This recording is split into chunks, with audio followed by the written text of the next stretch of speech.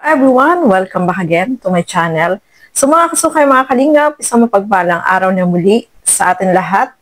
So for today's vlog, etong magre-react din tayo about dito sa napanood din natin, narinig natin na video about dito kay Carla. At syempre, alamin din natin ano ba yung masasabi ni Kalingap Rob about dito, no, mga kalingap. Pero bago natin simulan yan, huwag niyo pong kakalimutan mag-subscribe. Bale Santos Matubang, Kalingap Rob at Edna Vlogs at ang inyong lingkod, Gandang Emmy. Sa mga hindi pa po nakapag-subscribe, please subscribe and please hit the notification bell para lagi po kayong updated sa aking mga ina-upload na mga reaction video.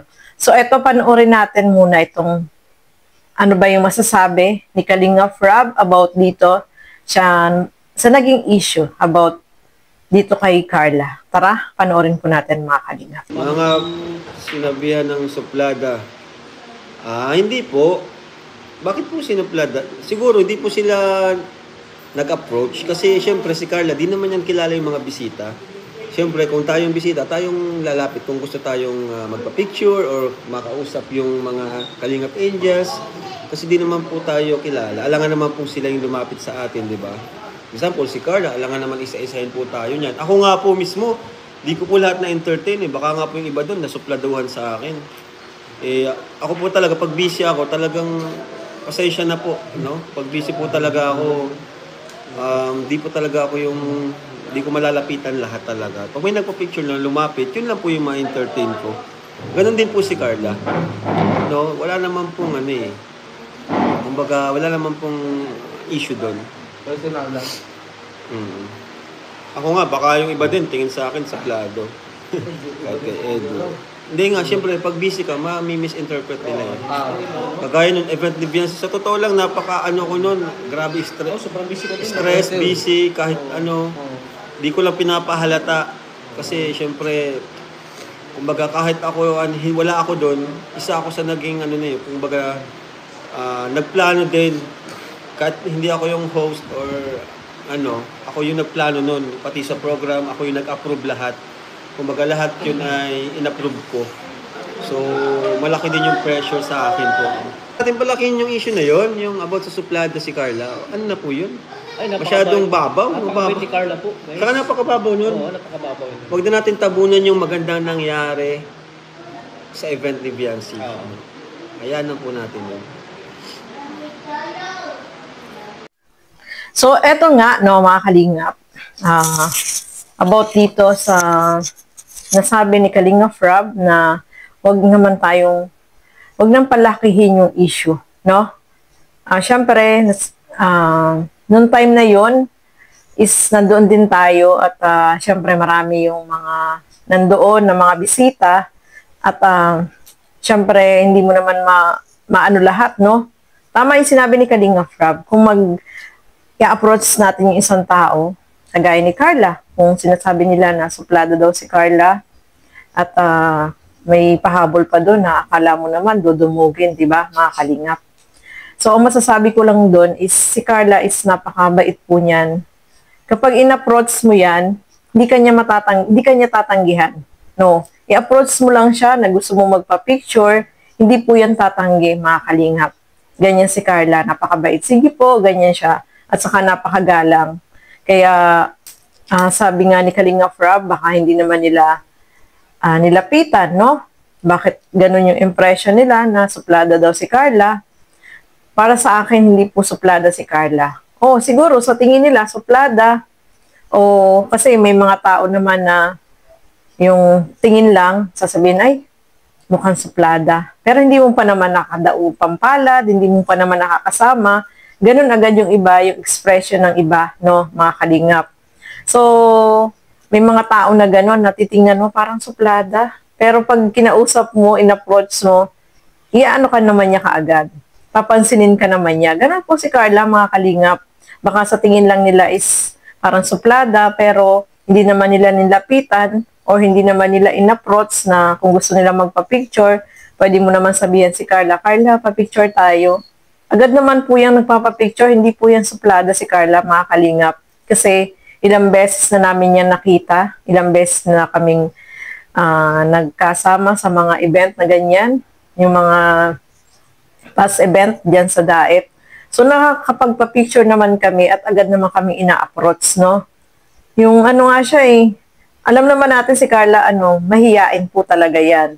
So titingin-tingin lang yan. Syempre, kahit tayo, no, hindi natin kilala yung mga nandoon.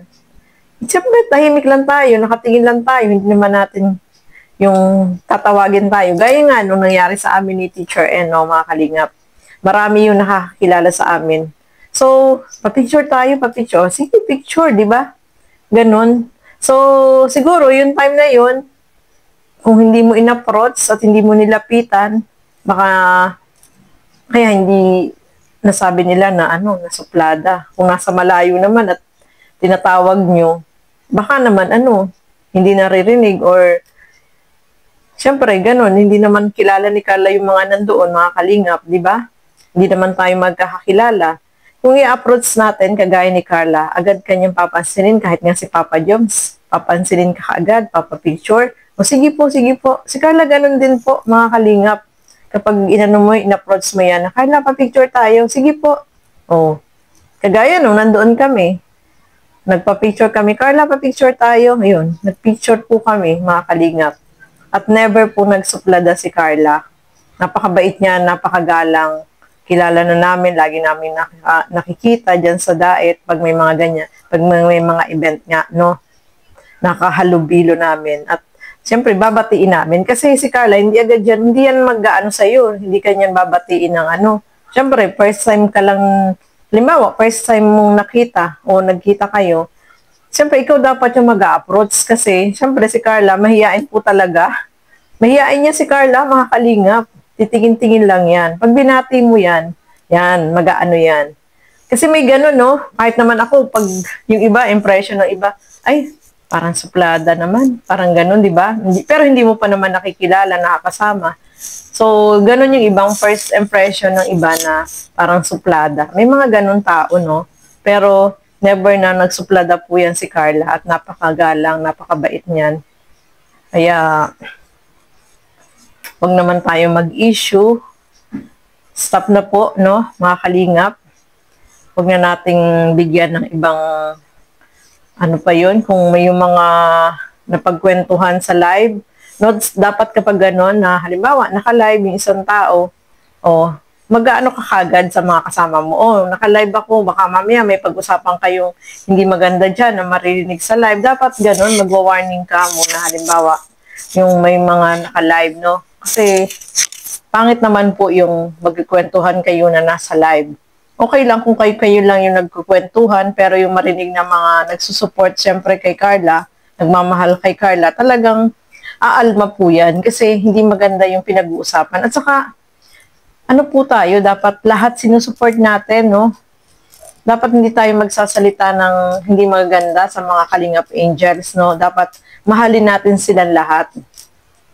So kung halimbawa ganun nangyari na sinabi nila na suplada, kahit ako suplada rin ako, may time na suplada rin ako, ganun.